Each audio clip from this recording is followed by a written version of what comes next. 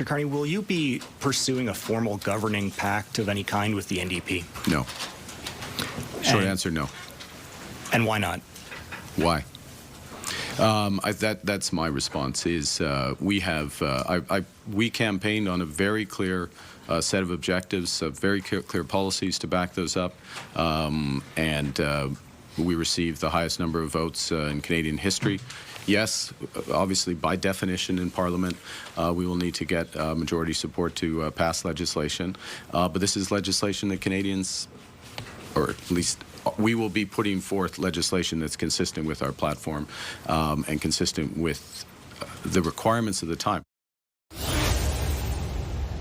So Mark Carney, they're clearly saying he's not in any rush to have any kind of coalition, essentially ruling it out. So what does that mean about how he and his party will try and govern? Let's bring back the front bench. Sabrina Grover, Melanie Paradzi, and Jagmeet Singh. I want to start with you quickly on this one, Sabrina. Given what he said there, do you think that he's just basically going to try and govern as if he has a majority? I think that he's going to create policy and legislation like he has a majority. And as he mentioned, a lot of that policy is what Canadians voted for and what Canadians are looking for. I think otherwise, he wouldn't have received, and the Liberals wouldn't have received the support that they did in this election.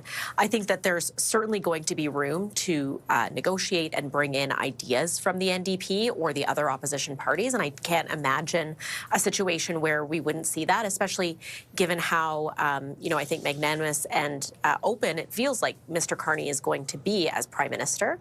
And I think that at the end of the day, we have to do what's in the best interest of Canada.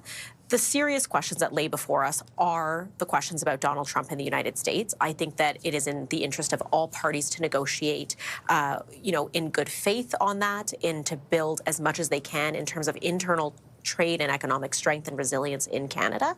And I think that that's going to be the priorities of the day. It looks already like we're seeing less toxicity going into this session than we have in the last 18 months. I think that's positive, and I really think that's what Canadians want. All right, I'm going to spend the next two questions here essentially looking back, because the two parties, the Conservatives and the NDP, they are obviously in a state where not only are they basically trying to figure out the next steps forward, especially the NDP, but Melanie, I wanted to ask you specifically about where Pierre Poilievre went with not only his leadership, but also with the party, because there is a bit of an argument here for the Conservatives not being moderate anymore, because Pierre Poilievre grew the party in that way, in a way that other leaders hadn't.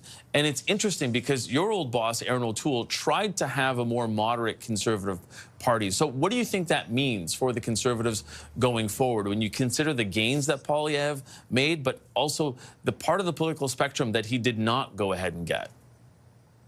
Look, I think it's important to put this in the context of the moment that each of these leaders served. So Aaron O'Toole served during COVID. It was an incredibly different time period. It was a very different election. The issue set was different. The Conservative voter coalition was fundamentally different. One of the things that Pierre Poilievre was able to do in his leadership in the past 2 years and in this election was appeal to a much younger demographic than the Conservatives have frankly ever been able to do before. And in part, that's because of the focus that he has had for the past 2 years that he's been leader on housing affordability in particular, and the broken promise of what it means to live the Canadian dream, and whether or not young people are going to be able to own a home and start a family. And that's a message that he really zeroed in on, and he was able to attract a much younger demographic to the Conservative Party. And I hope that we're able to continue building on that voter coalition. He also made great strides in working with unions, with labor groups. I think that's also an important area to continue doing work and to continue growing the Conservative share of the vote in Northern Ontario and places like that. Like, the map for after this election is completely different than it was a couple weeks ago. Like, it's an astonishingly different voter coalition. I think there's still some things we need to learn from this election, like we need to be able to appeal to boomers again. So there's definitely still work ahead, but he's made incredible strides. Yeah, there's no doubt about that. And maybe the way to appeal to boomers is potentially not with a golf commercial, but that is probably a question for another day. Gurritin, I know how difficult this might be for you because he is your brother. But I'm going to ask you this. How do people separate Jagmeet Singh's election failures from how the NDP is trying to frame his gains right now?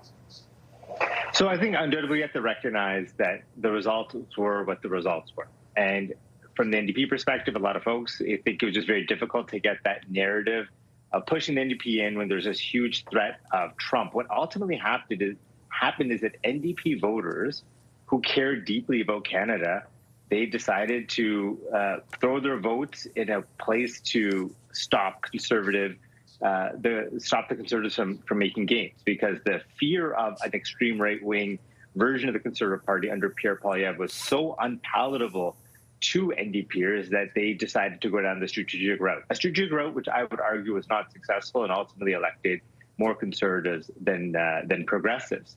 But when we look at now what the NDP's position is, well, first off, there's a lot to celebrate. The fact that we see millions of Canadians who are now going to have access to dental care, and a commitment that has been continued by the Prime Minister. We have the foundation of pharmacare, we have child care, we have anti-scab legislation, we have a national school food program. The list goes on and on and on. 10 federal paid sick days. This is the legacy of Jagmeet Singh and his work in getting actual programs done for working people across this country. And that's something that the NDP can now look to say that it doesn't matter whether they have 7 people in Parliament or 25 people in Parliament. Whenever the NDP has a position to use its power, it'll use its power for the benefit of people. And that was something we saw over the past years under the leadership of Jagmeet Singh, and we'll continue to see that under the future leadership of whatever NDP leader is elected, because ultimately I think that's what makes Canada beautiful. We have this differences of party. We're not just black or white. We have a multitude of colors in between. And in this context, we have the NDP, which can really push forward for social programming that helps folks across the board.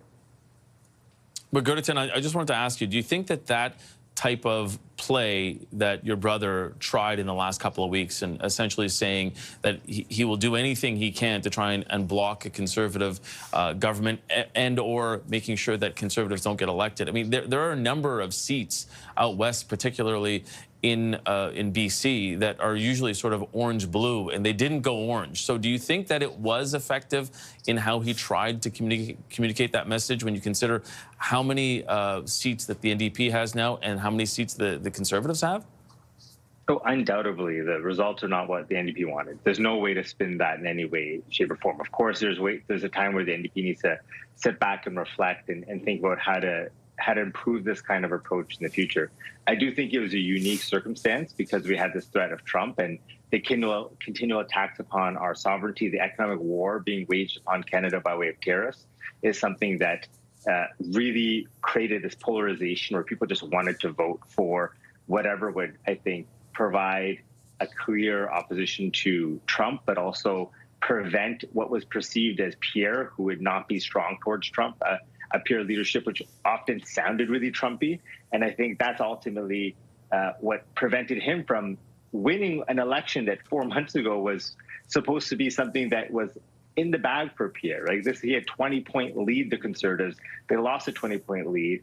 They did not form government. Pierre lost his own seat. So I think there's also, I see a lot of spin going on in the Conservatives, but the reality is where they should have been and where they ended up is very, very much a lack of progress when you look at the past 4 months. So I think what ultimately we need to look towards is the legacy of what the NDP has done. I think irrespective of political plays, that's something that's tangible. That's something that's clear. Millions of people getting access to dental care, the pharmacare programs, childcare, and more. This is what the NDP can turn to. That's the root of what this party does, helps people out. And I think moving forward, that's what they'll continue to focus on. Okay, we're going to have to leave it there for this Friday. Gurritin Singh, Melanie Paradis, Sabrina Grover, thank you all. Great to see you again. We'll see you next Friday.